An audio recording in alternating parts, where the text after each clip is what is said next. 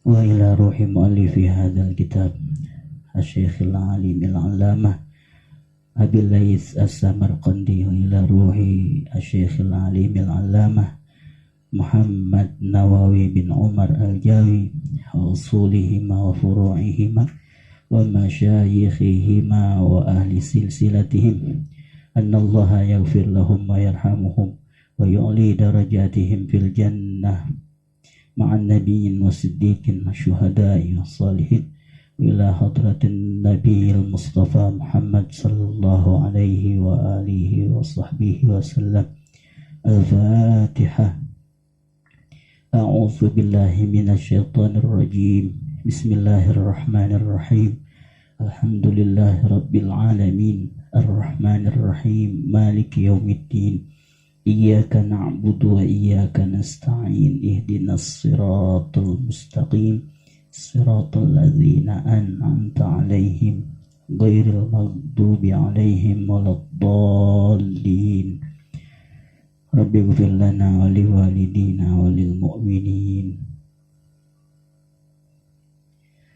Bismillah walhamdulillah wassalatu wassalamu ala rasulillah Sayyidina wa maulana Muhammad ibn Abdillah wa ala alihi wa sahbihi wa man tabi'a hudah.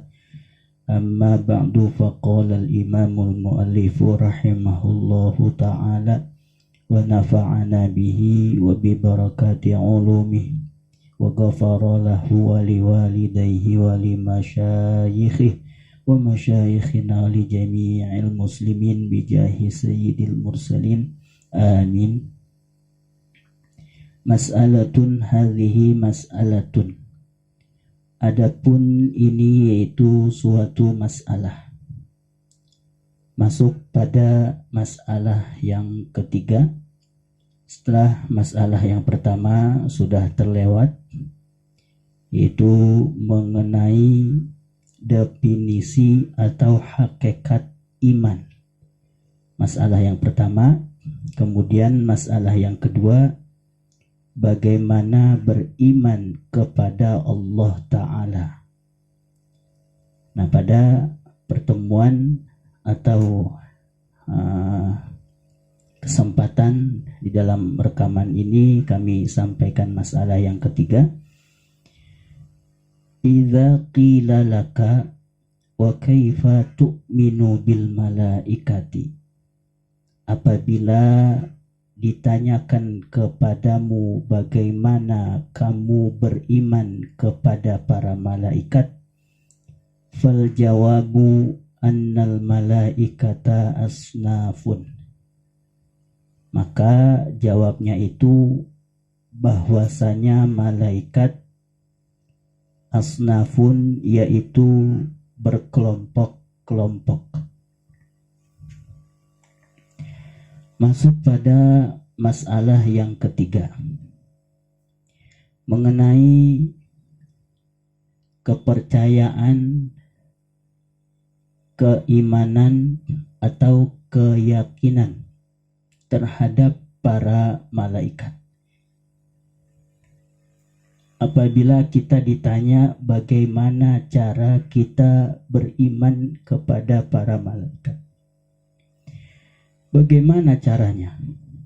Maka jawabannya, kita mempercayai, kita meyakini dengan selubuk hati yang paling dalam, dengan keteguhan, ya, dengan kedalaman kepercayaan tersebut yang ditanam di dalam lubuk hati, bahwa para malaikat itu berkelompok-kelompok. Tentu malaikat itu bukan dari jenis manusia. Itu yang pertama. Kita mempercayai, kita mengimani, meyakini di dalam hati bahwa para malaikat itu bukan dari jenis manusia. Karena kita tahu manusia tercipta dari tanah, dari saripati tanah. Tapi kalau malaikat itu tercipta atau dicipta dari nur, dari cahaya. Antara cahaya dan tanah dua hal yang berbeda, sehingga malaikat bukan dari jenis manusia. Kemudian juga malaikat bukan dari jenis jin atau iblis atau sebangsanya. Jin, iblis, dan semua makhluk yang tercipta dari api. Tapi malaikat adalah makhluk Allah Subhanahu wa ta'ala yang dicipta dari nur, bukan dari tanah, juga bukan dari api. Sehingga malaikat adalah bukan dari jenis manusia, juga bukan dari jenis jin, syaitan atau iblis atau yang lainnya. Walau ketiga makhluk, malaikat, jin, dan manusia adalah sama-sama ciptaan Allah Subhanahu wa ta'ala. Kita mempercayai, kita meyakini bahwasanya malaikat adalah bukan dari jenis manusia ataupun jin dan sebangsanya, tapi malaikat itu kita percayai adalah makhluk Allah yang Allah Subhanahu wa ta'ala ciptakan dari cahaya. Dan malaikat itu adalah juga sebagai hamba-hamba Allah Subhanahu wa ta'ala. Malaikat sebagaimana manusia, sebagaimana jin dan sebangsa yang lainnya adalah sama-sama hamba Allah. Hanya saja kalau malaikat itu adalah ibadullahil mukramun, hamba-hamba Allah yang mulia, hamba-hamba Allah yang diberikan predikat dengan dasar kemuliaan sejak terciptanya. Bahkan kemuliaan ini sudah menjadi watak bawaan daripada malaikat itu sendiri. Itulah malaikat. Lain dengan manusia, lain dengan iblis atau yang sebangsa lainnya. Berbeda. Malaikat ini tabiatnya, pembawaannya sejak dari mulai dicipta sudah mulia. Mulia dari perangainya, mulia dari sikapnya, tutur kata, dari bentuknya, wujudnya, dan kesemua. Malaikat adalah hamba Allah Subhanahu wa ta'ala yang mulia. Al-Imam Asy-Syarbini mengomentari apa yang dimaksud mulia. Yang dimaksud mulia dari hamba Allah ini. Kalau tadi dikatakan malaikat itu adalah ibadullahil mukramun, adalah hamba-hamba Allah yang mulia. Lalu definisi mulia di situ apa? Al-Imam Asy-Syarbini rahimahullahu ta'ala mengatakan, wahum yaf'alun ma yu'marun. Para malaikat adalah hamba-hamba Allah yang mengerjakan akan apapun yang diperintah Allah Subhanahu wa ta'ala.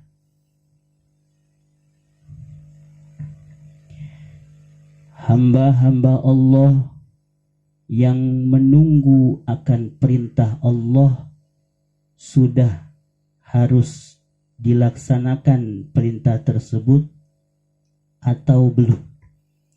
Itulah malaikat. Mereka orang-orang yang patuh, tunduk atas perintah Allah Subhanahu wa ta'ala. hum yaf'alun ma yu'marun.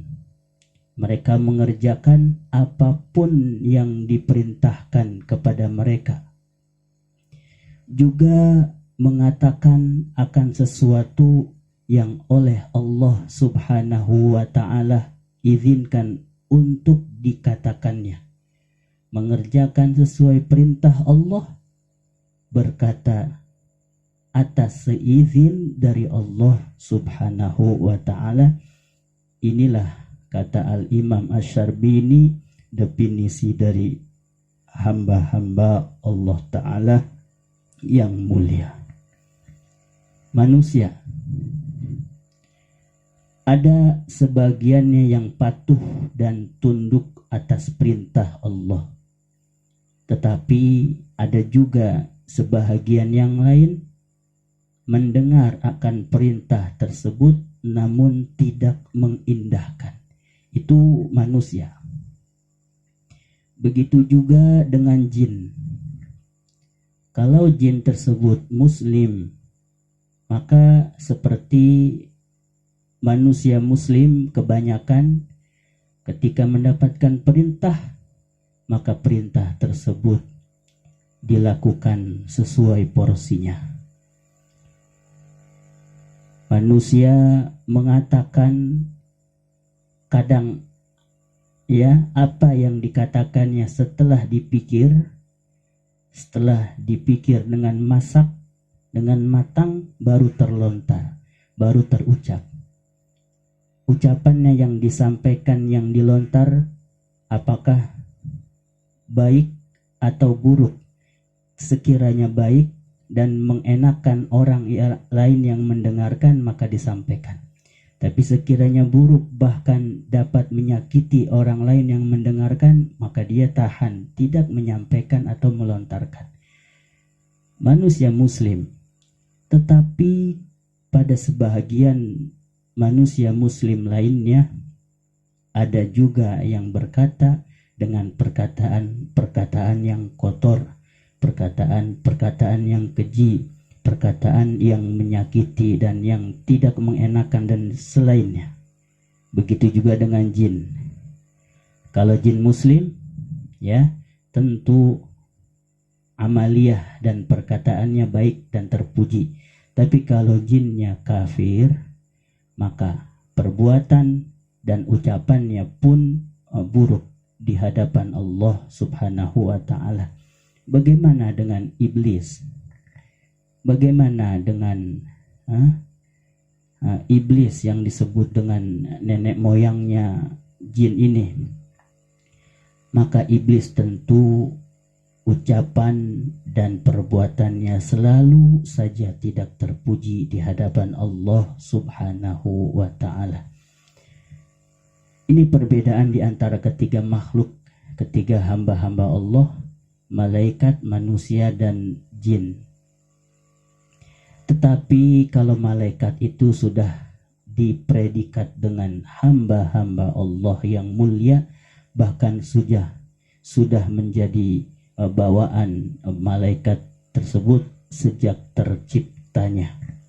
Yaitulah mereka hamba-hamba yang berbuat dengan sesuai apa yang diperintah dan berkata-kata atas seizin dari Allah Subhanahu wa ta'ala. Sehingga kita juga perlu mempercayai dan meyakini di dalam lubuk hati kita yang paling dalam bahwa malaikat itu adalah hamba-hamba yang tidak Allah Ta'ala kasih syahwat, yang tidak oleh Allah Ta'ala diberikan syahwat khabithah, syahwat yang buruk. Begitu juga bahkan syahwat-syahwat yang mubah. Sehingga para malaikat tidak ada keinginan makan, tidak ada keinginan minum, tidak ada keinginan tidur, dan yang lain, perkara-perkara mubah yang lain. terkecuali syahwat untuk beribadah kepada Allah Subhanahu wa ta'ala. Apa yang Allah Subhanahu wa ta'ala perintahkan? Ibadah apa? Seperti apa yang Allah Subhanahu wa ta'ala perintahkan kepada malaikat tersebut? Maka perintah itu oleh malaikat tentu akan dilaksanakannya sampai disuruh berhenti beribadah. Semasa dan selama perintah tersebut tidak diminta berhenti oleh Allah, maka para malaikat terus saja beribadah sesuai perintah sampai datangnya hari kiamat. Itulah ya watak yang mulia dari malaikat, hamba-hamba Allah Subhanahu wa ta'ala yang mulia. Hanya syahwat untuk beribadah. Makan tidak, minum tidak, tidur juga tidak, menikah juga tidak, memiliki anak juga tidak. Tidak pernah letih, tidak pernah capai, bahkan tidak pernah membuang air besar maupun membuang air kecil, dan yang lain-lainnya. Juga tidak berjenis laki-laki, tidak berjenis perempuan. Itulah malaikat. Syahwatnya, keinginannya hanya semata untuk beribadah kepada Allah Subhanahu wa ta'ala. Ada ibadah malaikat yang Allah Subhanahu wa ta'ala perintah untuk ruku. Maka malaikat tersebut selalu dalam ruku. Selalu dalam ruku. Ada yang diperintah untuk sujud, maka malaikat itu selalu dalam sujud. Ya, ada yang diperintah untuk berdiri. Ya, ada yang diperintah untuk bertasbih, bertahmid, bertahlil, bertakbir, dan masing-masing tugas yang Allah Ta'ala perintah, maka malaikat-malaikat itu selalu dalam keadaan seperti apa yang diperintah Allah Subhanahu wa ta'ala. Karena memang syahwatnya seperti itu. Bahkan tadi dikatakan tidak pernah ada rasa letih, tidak pernah ada rasa jenuh, tidak pernah ada rasa bosan. Kali mau istirahat, oh malaikat tidak. Barangkali haus untuk minum, oh malaikat tidak minum. Tidak makan dan yang lainnya. Itulah malaikat. Kita yakini bahwasanya malaikat keberadaannya ya seperti yang tadi disebutkan. Dan malaikat itu berkelompok-kelompok, faminhum hamalatul arsy, maka ada sebahagian mereka, ada kelompok malaikat hamalatul arsy, adalah malaikat-malaikat pemikul arsy Allah Subhanahu wa ta'ala. Malaikat hamalatul arsy, kelompok ya para malaikat yang memikul arsy, adalah tingkatan malaikat yang paling tinggi. Dan di dunia saat ini jumlah malaikat hamalatul arsy itu ada 4, dan pada hari kiamat kelak Allah Subhanahu wa ta'ala tambahkan 4 malaikat lainnya sehingga jumlahnya menjadi 8. Itulah kekuasaan Allah Subhanahu wa ta'ala.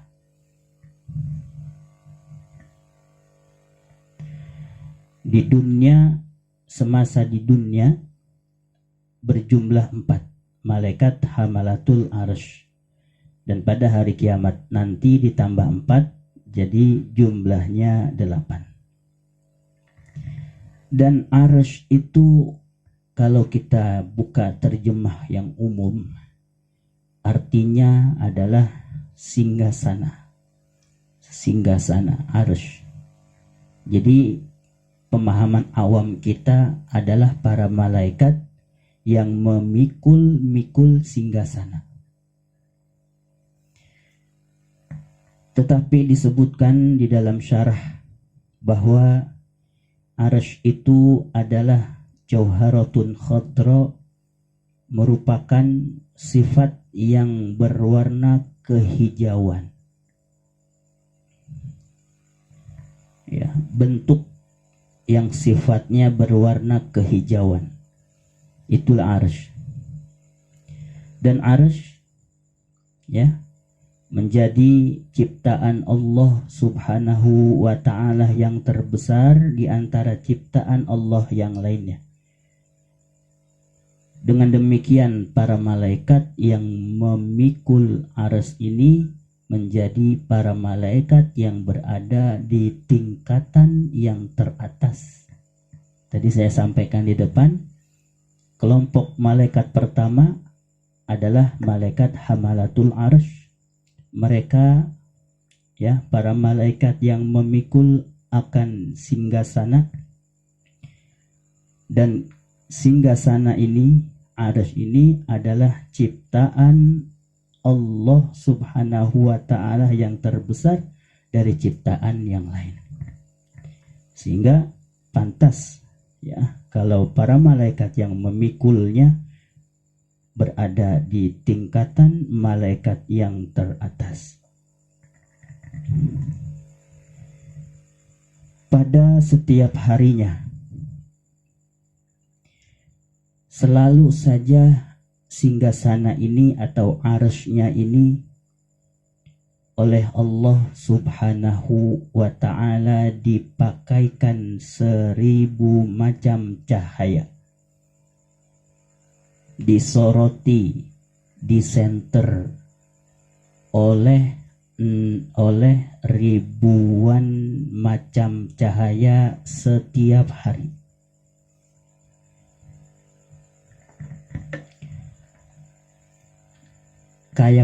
Kayak imbas. Pernah ya kita mengenal batu cincin yang kalau tersorot sinar matahari kemudian kita bawa di tempat gelap, ini batu berwarna seakan menyala. Oh, rupanya batu tersebut telah menyerap sinar cahaya matahari dengan sorotan yang begitu lama. Ada tuh ya batunya warna hijau kalau nggak salah. Ya, setelah tersorot lama oleh cahaya matahari, kemudian kita bawa ke dalam rumah di tempat yang gelap, kita lihat kehijauan batu cincin ini menyala-nyala sehingga seakan batu cincinnya yang bernyala. Padahal itu adalah serapan ya imbas dari pantulan cahaya matahari. Dan arsy Allah yang tadi kalau kita artikan singgasana itu setiap harinya selalu saja disenter oleh 1000 macam cahaya. Kalau satu senter cahaya saja yang menyoroti benda itu membuat kita terkagum-kagum karena menyala seperti batu tadi. Bagaimana kalau sorotan cahaya yang Allah Subhanahu wa ta'ala senterkan ya, tujukan, arahkan kepada benda tersebut hingga berjumlah 1000 macam. Dari hari ke hari 1000, dari hari ke hari 1000, dari hari ke hari 1000 dan seterusnya.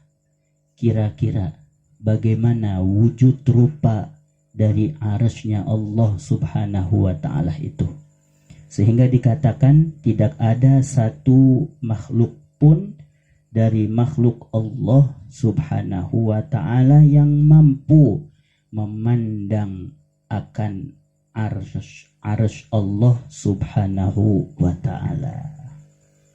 Ya. Jadi arsy Allah tidak bisa dipandang oleh makhluk Allah yang lainnya.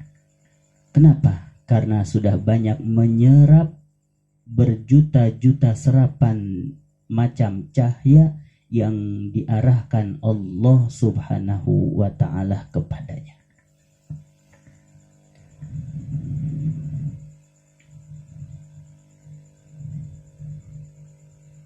Dan ada yang mengatakan bahwasanya arsy itu menjadi kiblat ya para penghuni langit, sebagaimana Ka'bah menjadi kiblat bagi penghuni bumi. Ada yang mengatakan seperti itu, berarti arsy adalah makhluk Allah Subhanahu wa ta'ala yang terbesar, juga menjadi makhluk Allah Subhanahu wa ta'ala yang teramat mulia. Masya Allah, Masya Allah, Masya Allah. Jadi sehingga pantas kalau malaikat-malaikat yang memikul arsy ini menjadi malaikat yang menempati di tingkatan yang paling tertinggi. Dan juga pantas kalau Allah Subhanahu wa ta'ala tambahkan kemuliaannya pada hari kiamat dengan menambahkan 4 malaikat yang lainnya. Jadi begitu kemuliaan Allah Subhanahu wa ta'ala terhadap ciptaannya ini, yaitu arsy. Itu adalah kelompok malaikat yang pertama yang disebut dengan malaikat hamalatul arsy, para pemikul arsy singgasana Allah Subhanahu wa ta'ala. Nah, itu tugasnya, memikul-mikul arsy. Waduh, capean dong, letih dong. Oh, tadi sifat malaikat, watak malaikat tidak pernah ada rasa letih, bosan ataupun jenuh. Wa minhum hafun, dan sebagian mereka ada malaikat-malaikat hafun, yaitu para malaikat yang berada di sekeliling arsy-Nya Allah Subhanahu wa ta'ala. Waduh, dan jumlahnya itu lebih banyak lagi, sampai 70.000 barisan malaikat yang berbaris dengan rapih di sekitar arsy-Nya Allah Subhanahu wa ta'ala. Mereka mengelilingi arsy, berhadapan satu dengan yang lainnya. Pada saat berhadapan satu dengan yang lain, mereka saling menggentarkan suara yang begitu indah dengan suara tahlilnya, juga dengan suara takbirnya. Itulah malaikat hafun namanya. Jadi golongan malaikat yang berikutnya ada malaikat hafun, adalah malaikat-malaikat yang berjumlah 70.000 barisan malaikat, dan mereka mengelilingi arsy. Kita nggak paham, ini udah di luar kuasa Allah Subhanahu wa ta'ala. La ya'lam haqiqatahu illallah Subhanahu wa ta'ala. Kita nggak mengerti, nggak bakal mampu memahami secara hakikat bagaimana ini terjadi, kecuali Allah Subhanahu wa ta'ala yang mengetahuinya. Malaikat hafun mengelilingi arsy, tugasnya ini, dan jumlahnya hampir 70.000 ya barisan daripada malaikat-malaikat ini hafun. Satu yang dengan yang lain saling berhadapan dan sambil bersuara geruh, suara guruh dengan ucapannya la ilaha illallah wallahu akbar, la ilaha illallah wallahu akbar. Sudah 70.000 malaikat hafun jumlahnya yang mengelilingi arsy. Di belakangnya lagi ada 70.000 malaikat hafun yang lainnya berdiri. Jadi 70.000 di depan berkeliling, dengan ucapan tahlil dan takbirnya la ilaha illallah wallahu akbar, terus ketika saling bertatap wajah di antara mereka. Nah, di belakang yang 70.000 malaikat ini ada malaikat-malaikat hafun yang lainnya dalam keadaan berdiri, juga berjumlah sebanyak 70.000.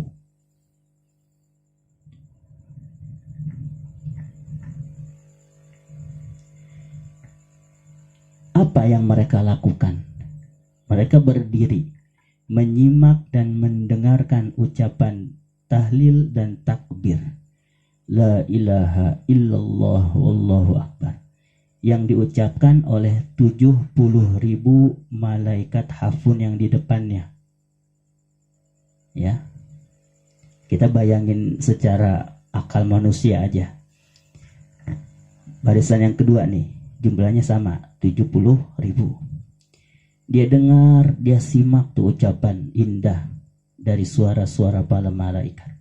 Kita nih manusia, mendengar suara lantunan bacaan Al-Quran, atau jangan Al-Quran, misalnya sholawat dah. Orang yang suaranya bagus, kita gimana mendengarnya? Sejuk, adem gitu. Hati lemes gitu kira-kira. Ini suara malaikat. Suara hamba-hamba Allah yang ta'ala muliakan. Sehingga suaranya begitu menggentarkan, begitu menghipnotis. Nah, itulah suaranya. Ini malaikat yang di belakang yang berjumlah ya 70.000 ya, 70.000 juga itu mendengar dengan khusyuk. Setelah dia mendengar akan tahlil takbir mereka itu, apa sikapnya?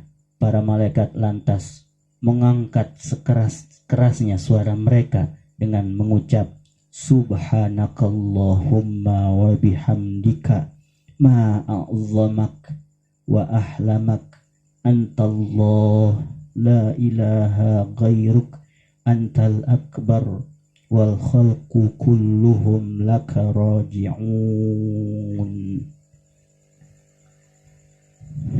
Masya Allah.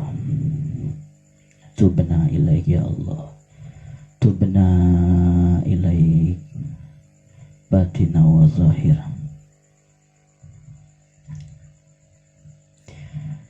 Subhanallah, maha kuasa dan maha hebatnya Allah subhanahu wa ta'ala dengan ciptaannya ini. Malaikat-malaikat hafun yang di barisan kedua yang berjumlah 70.000 dalam keadaan berdiri, setelah mendengarkan takbir tahlil malaikat-malaikat hafun di depannya, mengucapkan subhanakallahumma, maha suci engkau ya Allah, wa bihamdika, dan pujian kepada engkau, ma'a'zamak, alangkah agungnya engkau, wa ahlamak, dan alangkah penyantunnya engkau, antallah, engkaulah zat Allah, la ilaha gairuk, tidak ada Tuhan selain engkau, antal akbar, engkau zat yang maha besar, wal khalqu kulluhum laka raji'un, dan makhluk seluruhnya kepada engkau mereka kelak kembali. Ini yang diucapkan para malaikat hafun yang di belakangnya dalam keadaan berdiri setelah menyimak daripada tahlil takbir malaikat hafun di depannya. Dan di belakang malaikat yang tadi mengucapkan subhanakallahumma ini ada malaikat ya lainnya, malaikat hafun yang lainnya berjumlah 100.000. Lebih banyak lagi ya. Ya. Tadi 70.000. Nah, yang di belakangnya berarti udah baris yang ketiga tuh. Oh, jumlahnya lebih banyak lagi, 100.000 barisan malaikat hafun. Dan malaikat di barisan ketiga ini bertasbih dengan tasbih yang tidak dibaca tasbih ini oleh malaikat yang lainnya. Jadi mereka bertasbih dengan tasbihnya masing-masing. Masya Allah.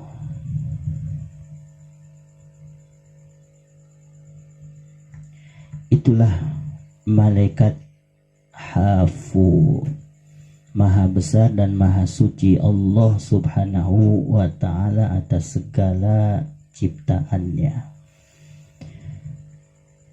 Wa minhum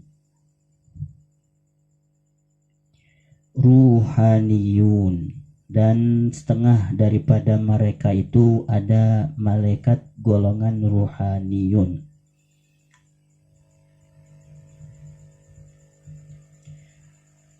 Dan malaikat ruhaniyun mereka juga bertasbih, mereka juga bertahlil, dan suaranya lebih gentar lagi, sehingga andai kata suara mereka diperdengarkan kepada penduduk bumi, maka tentu penduduk bumi seluruhnya akan hancur sehancur-hancurnya.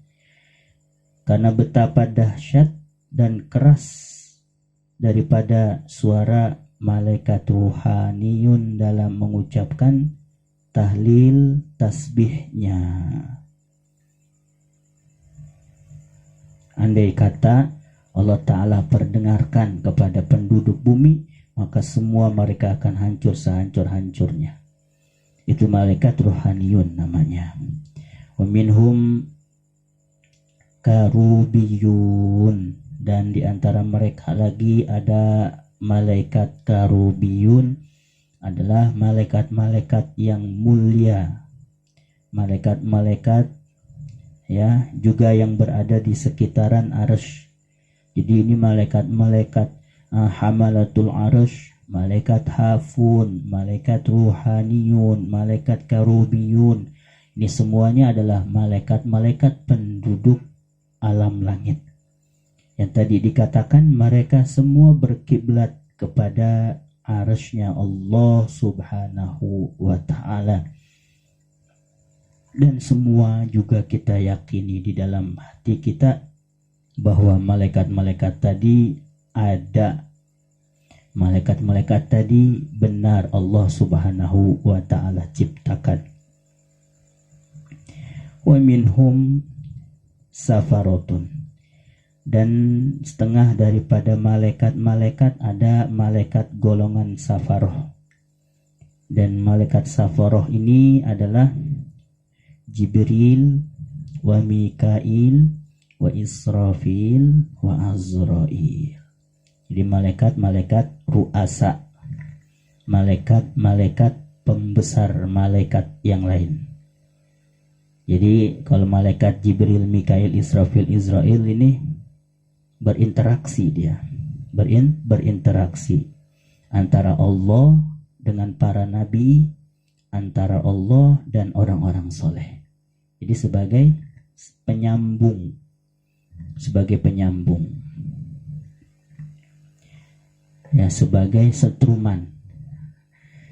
setruman Allah kepada para nabi melalui malaikat anu. Malaikat anu itu Jibril misalnya, atau apalah Mikail atau Israfil, juga sebagai setruman kepada orang-orang soleh di antara hamba-hambanya Allah. Nah, tugas malaikat-malaikat ini membawa suatu risalah yang Allah subhanahu wa ta'ala perintahkan. Kata Allah, duhai malaikatku, ditunjuk nih salah satu daripada keempat malaikat ini. Tapi yang biasa kita ketahui adalah malaikat Jibril, pembawa risalah. Ditunjuk umpama malaikat Jibril, duhai malaikat Jibril, aku titipkan risalah kepadamu berupa wahyu. Aku meminta agar engkau sampaikan kepada nabi tersebut di negara tersebut. Oleh malaikat Jibril, atas perintahnya Allah subhanahu wa ta'ala ini, disampaikanlah risalah tersebut kepadanya. Begitu juga ya tugas malaikat Jibril. Wahai Jibril, aku titipkan satu ilham, kau sampaikan kepada hambaku yang soleh di negara Anu, di negeri Anu. Maka oleh malaikat Jibril dengan amanah Allah Ta'ala membawakan suatu ilham, dibawanyalah kepada hamba soleh tersebut, dan seterusnya. Begitu juga mimpi-mimpi yang benar, mimpi-mimpi yang baik. Maka Allah Subhanahu wa Ta'ala menugasi dan mengamanati kepada para malaikat yang bergolongan safaroh. Mereka sampaikan apa yang diamanati kepada hamba-hamba Allah Subhanahu wa Ta'ala.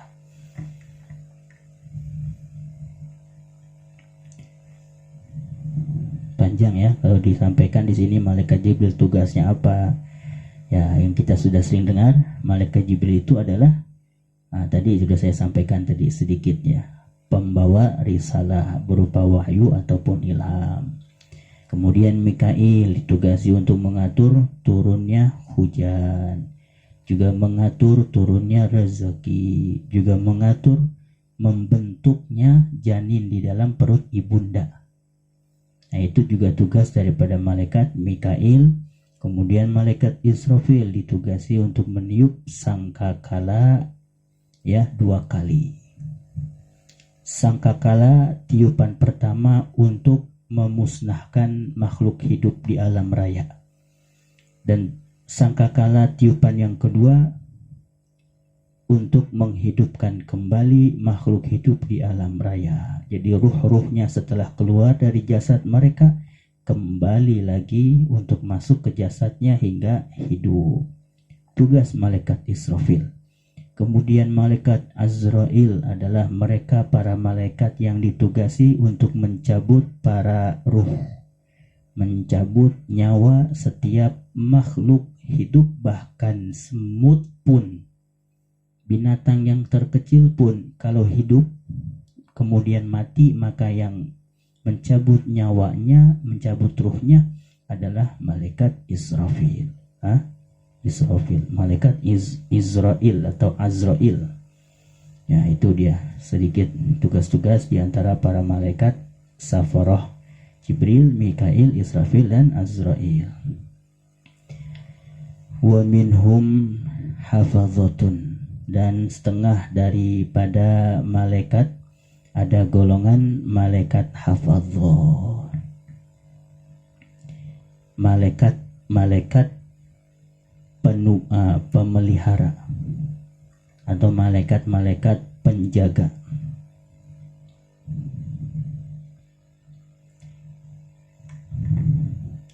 Di sini diriwayatkan oleh Syekh Muhammad Al-Khalili. Beliau meriwayatkan bahwasanya Sayyidina Utsman bin Affan radhiyallahu taala anhu bertanya kepada Nabi sallallahu alaihi wasallam. Kata Sayyidina Utsman, wahai Nabi, berapa jumlah malaikat yang menjaga manusia? Ya, ini golongan malaikat yang berikutnya, namanya malaikat hafazah. Sayyidina Utsman menanyakan hal ini kepada Nabi sallallahu alaihi wasallam. Kata Nabi, jumlah malaikat yang menjaga manusia itu ada 20 malaikat. Minhum malakun an yaminik ala hasanatik. Di antara ke-20 malaikat ini ada malaikat penjaga yang menjaga segala amal baikmu. Saat seseorang berbuat satu amal kebaikan, maka oleh penjaga malaikat ini dicatat satu kebaikan yang dilakukan dengan 10 kebaikan. Dan apabila melakukan satu kesalahan, malaikat yang ditugasi sebelah kiri tentu seharusnya langsung mencatat, betul nggak? Jadi di antara ke-20 malaikat ini ada malaikat yang ditugasi Allah menjaga di sebelah kanan manusia dan di sebelah kiri manusia. Yang di sebelah kanan mencatat amal baik. Ketika sang hamba melakukan satu amal kebaikan, dicatat oleh malaikat sebelah kanan yang ditugasi berada di sebelah kanan untuk mencatat satu kebaikan tadi dengan 10 kali. Tetapi apabila melakukan keburukan, harusnya malaikat yang di sebelah kiri langsung mencatat dengan keburukan tersebut. Tapi di sini keterangannya malaikat yang di sebelah kiri nanya kepada yang di sebelah kanan. Bagaimana nih? Ini hamba Allah melakukan keburukan. Saya catat jangan nih. Tuh kata yang malaikat sebelah kiri. Kata malaikat yang sebelah kanan, da'hu sab'a sa'at la'allahu yatub. Jangan, biarin. Jangan kau catat keburukannya dulu, jangan. Biarin selama 7 jam, barangkali selama 7 jam ini dia bertobat. Kalau di dalam 7 jam yang seharusnya dicatat setelah melakukan amal keburukan, ya, tapi kan nggak dicatat, kemudian dia bertaubat, maka dihapus amal keburukannya tadi.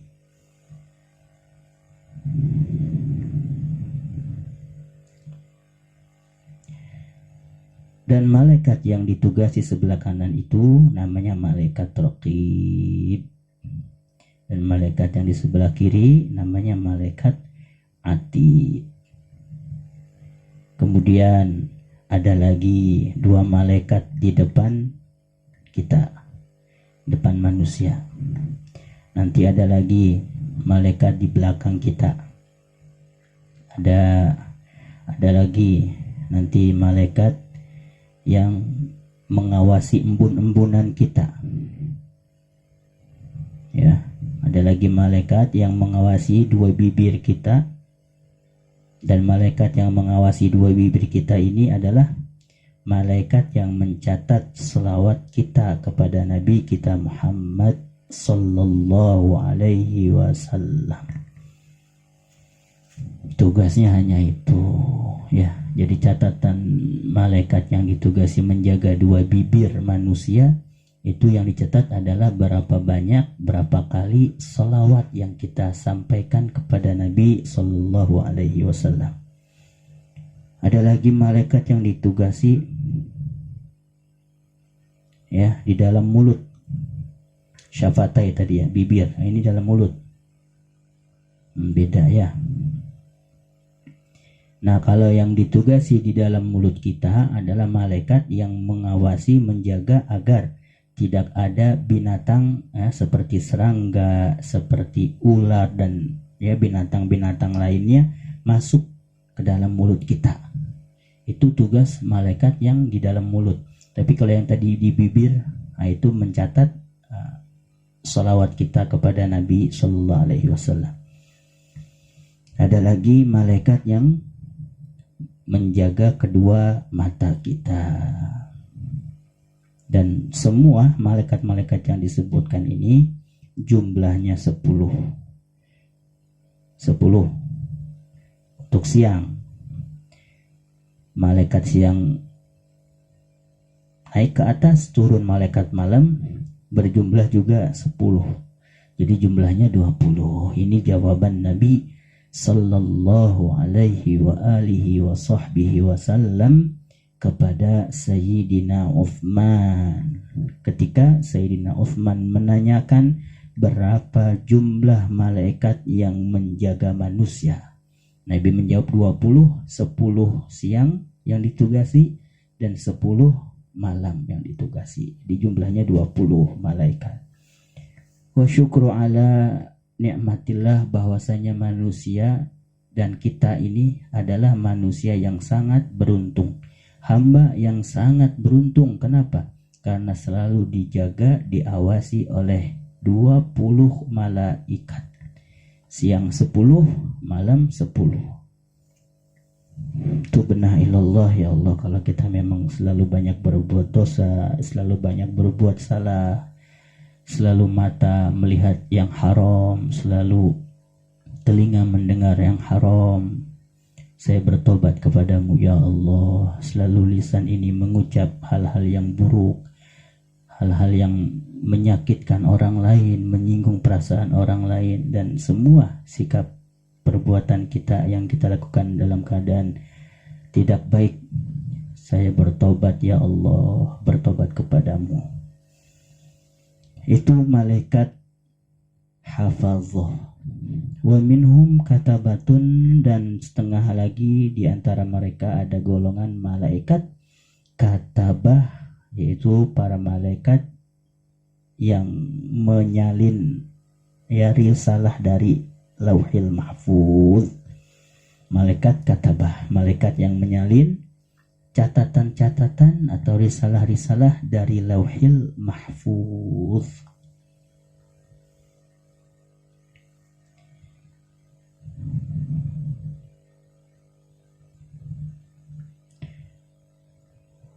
Katabah namanya. Dan malaikat-malaikat tadi yang disebutkan itu semuanya adalah hamba-hamba Allah subhanahu wa ta'ala yang sangat-sangat mulia. Wa kulluhum makhluqun, dan semuanya ini adalah ciptaan-ciptaan.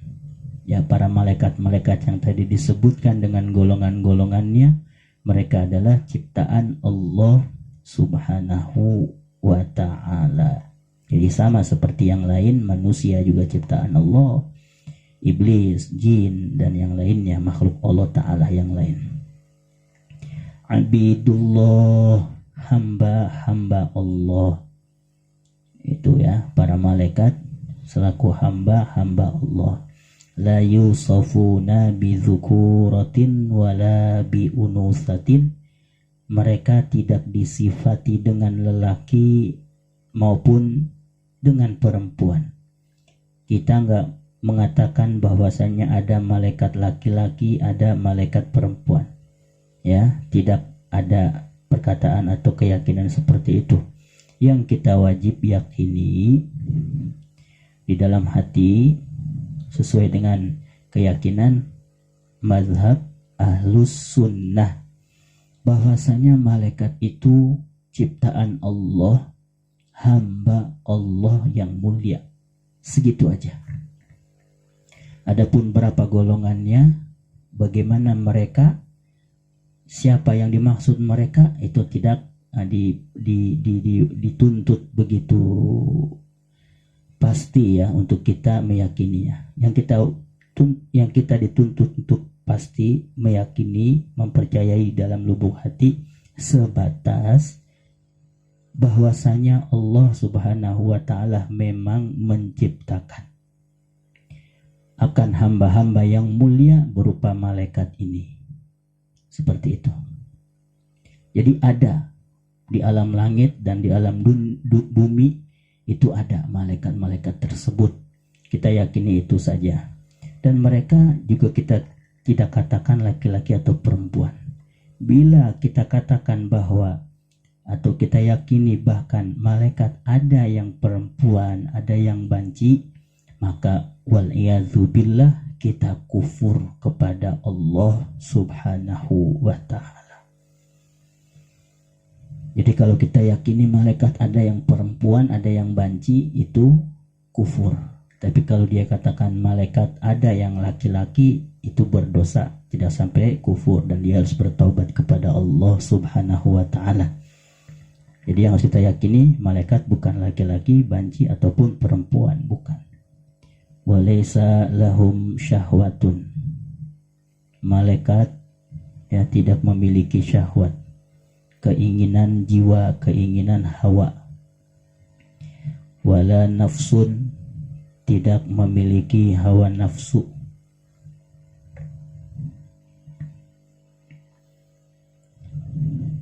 wala abun wala ummun, tidak memiliki bapak, tidak memiliki ibu. Dan para malaikat ini ya bisa atau kuasa berubah-ubah bentuk dengan bentuk-bentuk yang bermacam-macam, bisa berubah-ubah wujud ya. Jadi kalau kita bilang malaikat ini makhluk halus, dengan kehalusan ciptaannya karena dari cahaya tadi, sehingga malaikat bisa berubah-ubah wujud.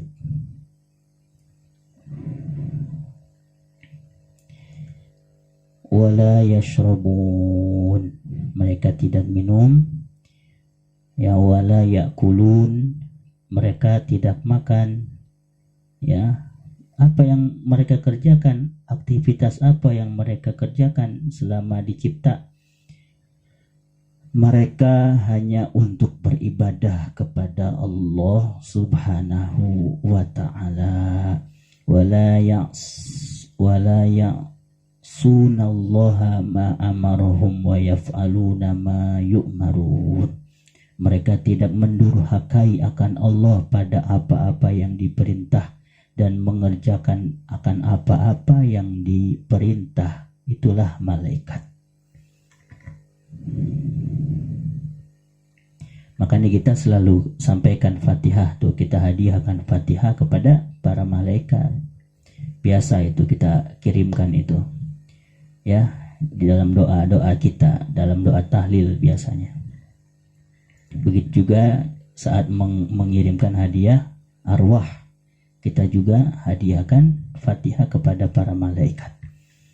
Semoga Allah Subhanahu wa ta'ala ya tentu memuliakan para malaikat, dan juga dengan kemuliaan mereka akan memuliakan kita, hamba-hamba Allah Ta'ala yang lemah, hamba-hamba Allah Ta'ala yang penuh dosa, hamba-hamba Allah Ta'ala yang kadang malas, kadang rajin. Moga-moga Allah Ta'ala kasih keberkahan dari keberkahan mereka.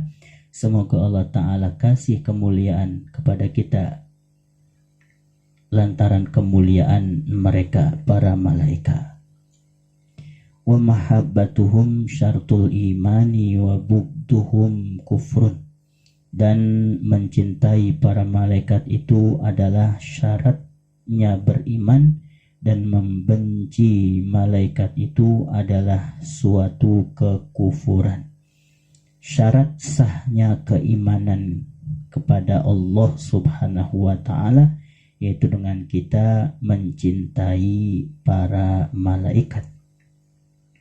Kalau membenci maka kita kufur. Jadi kufur itu lawan daripada beriman. Beriman kepada Allah tidak sepenuhnya ya diterima kalau belum beriman kepada para malaikat. Jadi para malaikat ini, keimanan kita kepada para malaikat menjadi syarat beriman kepada Allah Subhanahu wa ta'ala. Dan Allah Subhanahu wa ta'ala berfirman, kullun amana billahi wa malaikatihi wa kutubihi wa rusulih. Semuanya ya, orang-orang mukmin ya, para nabi dan para rasul yang lain, mereka beriman kepada Allah, beriman kepada para malaikat, kepada kitab-kitab, dan kepada para rasul. Wallahu a'lam bishawab. Insyaallah dalam kesempatan berikutnya kita akan ngebahas masalah yang baru, yaitu mengenai bagaimana beriman kepada kitab-kitab. Baik, kita baca suratul Fatihah.